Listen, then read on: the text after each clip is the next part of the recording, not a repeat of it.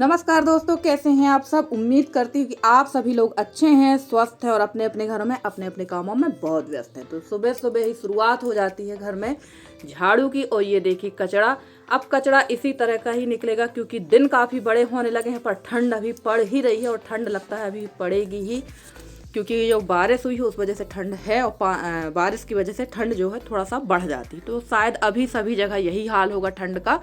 और इस बार ठंड लगभग 4 महीने से ज़्यादा ही पड़ी। हमारे यहाँ तो दीपावली से ही ठंड, दीपावली के पहले से ही ठंड होने लगी थी और अभी भी ठंड है। बीच में थोड़ा सा ठंड कम हो गई थी, पर बारिश होने के कारण फिर से ठंड बढ़ गई है। और यहाँ ये मैंने चूल्हा ढक के रखा था क्योंकि बारिश हुई थी, जिस वजह से सारी चीज़ें ढक कर मैंने रख दी थी। और अब इसे मैंने खोल दिया है क्योंकि अब बारिश नहीं हो रही है, धूप काफ़ी तेज़ है और दिन भी बड़े हैं। पर सुबह सुबह ठंड काफ़ी होने की वजह से ना काम उतना नहीं हो पाता है जल्दी जल्दी।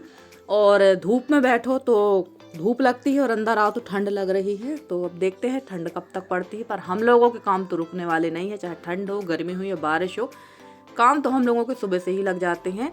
और ये देखिए यहाँ पर जला था अलाव यानी गुरसी, तो ये ऐसा ही पड़ा रहेगा। और इतना इतना कचरा डेली मेरे यहाँ से निकलता है, आप यकीन नहीं मानेंगे। आप लोग कहेंगे कि शायद झाड़ू नहीं लगती, मेरे यहाँ दोनों टाइम झाड़ू लगती, पर कचरा ऐसा ही निकलता है। और इसके बाद मैं आ गई थी यहाँ अपने पथनौरा में गोबर लेके। यहाँ बना लेंगे कंडे, क्योंकि धूप अब काफ़ी अच्छी हो रही है तो कंडे भी जल्दी सूख रहे हैं। और कहते हैं ना, माह का महीना मतलब फरवरी मार्च की धूप थोड़ी सी तेज़ होती है। ये धूप ऐसी होती कि ना बहुत ज़्यादा गर्मी रहती है और ना बहुत ज़्यादा ठंड रहती है। तो इसमें धूप में और ऐसे मौसम में सारे काम करने में अच्छा लगता है। और अभी तो मेरा चूल्हा मिट्टी का ही काम चल रहा है और अभी शायद अभी मेरा काम चलेगा, क्योंकि इसके बाद आ जाएगी लिपाई पुताई। वो भी बहुत ज़रूरी है घर में, क्योंकि धूल तो बहुत ज़्यादा उड़ने लगी है। और आप देखते ही हैं कि लिपाई पुताई तो हर 2-4 दिन में होती ही रहती है मेरे घर में। फिर भी पुताई लिपाई करना ही पड़ता है। और त्यौहार भी आ जाएगा, जब तक आ जाएगी शिवरात्रि। तो चलिए फटाफट से हम बना लेते हैं यहाँ कंडे और इसके बाद चलते हैं अंदर, तो बाकी के काम करेंगे। और देखिए सुबह सुबह की जो सुनहरी धूप जब इनमें पड़ती है ना, तो कितना अच्छा लगता है हम गांव का माहौल। और यहाँ रे सब भैया ये पढ़ने के लिए बैठे हैं, पर पढ़ाई ढीला की नहीं करते हैं, बस ये मस्ती इनकी चलती है, जबकि ये बोर्ड क्लास में है। तो कर लो भैया मस्ती, तुम भी कर लो।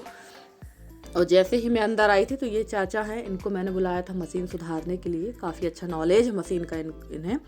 तो मशीन मेरी काफ़ी ज़्यादा प्रॉब्लम कर रही, थोड़ा बहुत तो मैंने इसको सुधार लिया था, पर ये फिर से दिक्कत हो रही है। और इसका जो पटा है ऊपर का ना, वो ख़राब हो चुका है, एकदम झुक गया है, जिसकी वजह से मशीन में दिक्कत हो रही है। और मेरे पास 3 मशीन है, एक पीको फाल वाली, 2 सिलाई वाली। तो जो दूसरी मशीन है वो भी दिक्कत कर रही है, उसका फ्रेम सही है यानी स्टैंड सही है। तो अब देखते हैं ये मशीन को उसमें लगा के कोशिश करेंगे चलाने की, क्योंकि काम तो बहुत ज़्यादा बढ़ गया है मशीनों का। और ये काम इसलिए बढ़ चुका है क्योंकि जो अभी मेरे यहाँ काम हुए हैं ना, उनमें ये मशीन इधर उधर रखने से सारी मशीन मेरी सत्यानाश हो गई है। जबकि मैं अपनी मशीनों को किसी को छूने भी नहीं देती हूँ, फिर भी मेरी मशीन एकदम ख़राब हो गई हैं। और मेरी काफ़ी सारी सिलाई भी पड़ी हुई है, जिसकी वजह से सिलाई भी नहीं हो पा रही है। तो अब देखते हैं कब जबलपुर जाना होगा, कब ये इनको सुधरवाएंगे। और नहा धोकर मैं आ गई थी चूल्हे के पास। यहाँ मैंने जला लिया है चूल्हा, सामने वाला चूल्हा नहीं जलाया था। तो आज बना लेते हैं पकौड़े की कढ़ी। काफ़ी दिनों के बाद कढ़ी बन रही है, क्योंकि फरमाइश हुई थी कि भैया पकौड़े की कढ़ी खाना है। तो कहे चलो अब पकौड़े की कढ़ी ही बना लेते हैं। और पकौड़े की कढ़ी अच्छी भी लगती है खाने में। और अब तो मौसम थोड़ा सा गर्मी वाला होगा ही, तो खटाई खाने का मन होगा ही सभी लोगों का।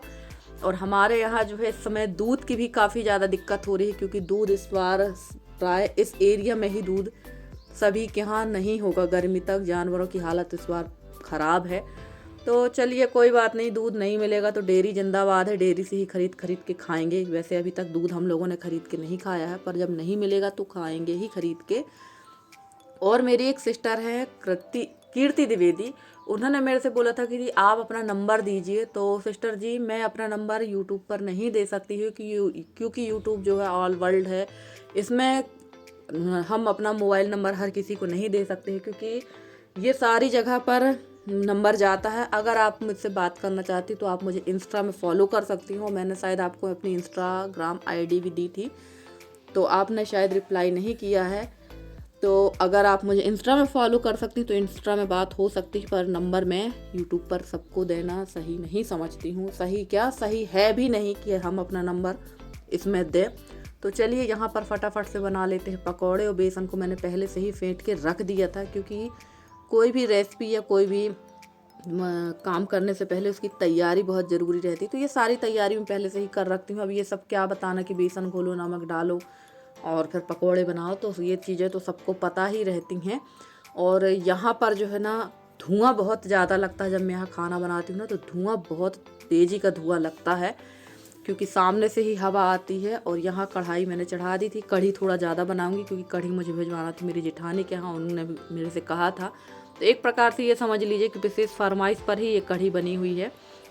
तो कढ़ी का तड़का तो आपको पता ही है कि मैं कढ़ी में क्या क्या डालती हूँ। और मेरे यहाँ जो कढ़ी बनती हैं वो पहले से ही ऐसे ही तड़का लगा के हम लोग बनाते हैं। बाद में हम लोग कढ़ी पे तड़का नहीं लगाते, क्योंकि बाद पे कढ़ी पे तड़का लगाने से उसका टेस्ट उतना अच्छा नहीं समझ में आता। और वैसे मैंने क्या, हम लोगों ने वैसी कढ़ी खाई भी नहीं है।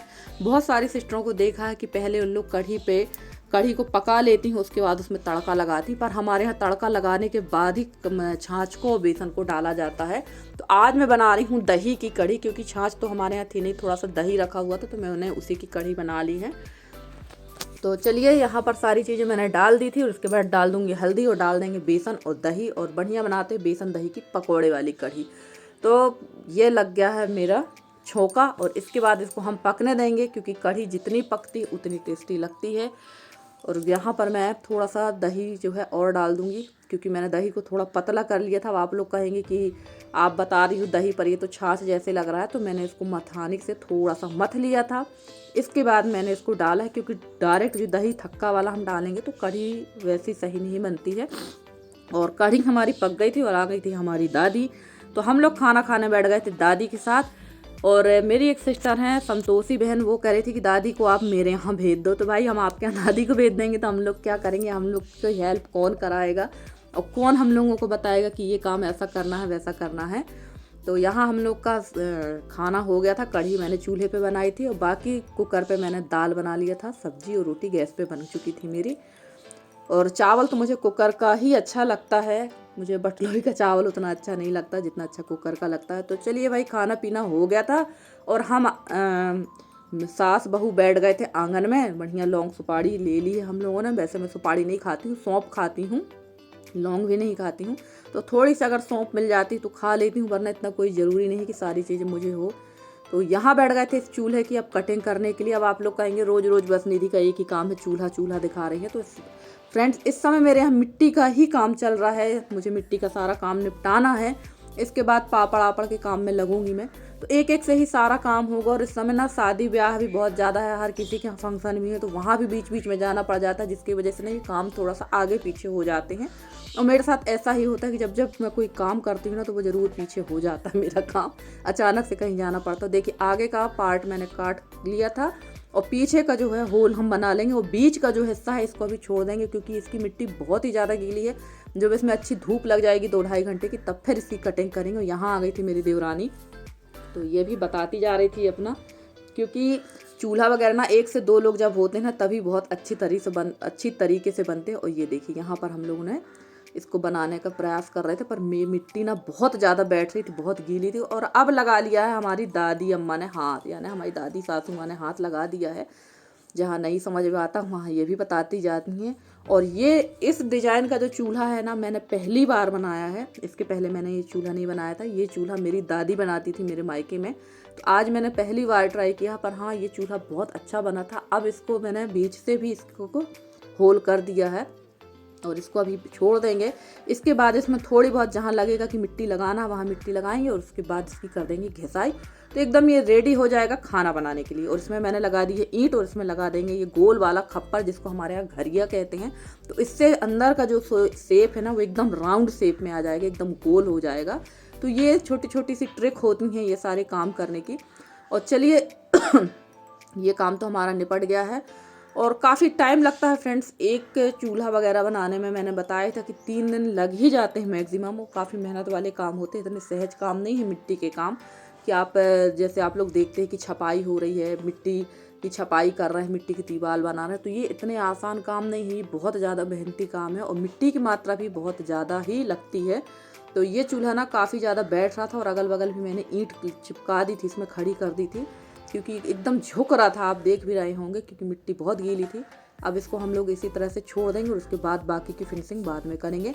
और फ्रेंड्स, आप लोगों को मेरे वीडियो कैसे लगते हैं? अगर आप लोगों को मेरे वीडियो पसंद आते हैं तो प्लीज़ प्लीज़ प्लीज़ मेरे वीडियो को लाइक करें, शेयर करें, मेरे चैनल को सब्सक्राइब करके। जिस तरह से आप लोग अपना सहयोग और स्नेह मेरे साथ बनाए हुए हैं, इसी तरह से आप लोग अपना सहयोग और स्नेह मेरे साथ बनाए रखें। मैं पूरी कोशिश करूंगी कि आप लोगों के लिए अच्छे से अच्छी वीडियो लेकर आती रहूं।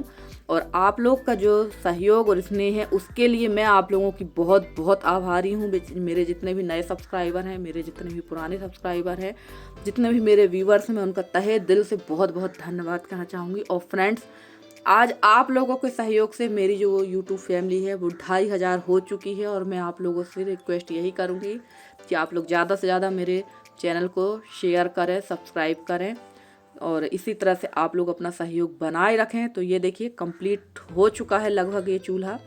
अब इसमें बाकी की जो फिनिशिंग है वो हम बाद में करेंगे, क्योंकि काफ़ी झुक रहा था, देख सकते हैं आप कितना ज़्यादा झुक गया। तो चलिए फ्रेंड्स, आज का वीडियो कैसा लगा है आप लोग ज़रूर बताइएगा। और इसी तरह से आप लोग अपना सहयोग बनाए रखिए। मिलती हूँ मैं आप लोगों से अगले वीडियो में। तब तक के लिए bye bye and take care.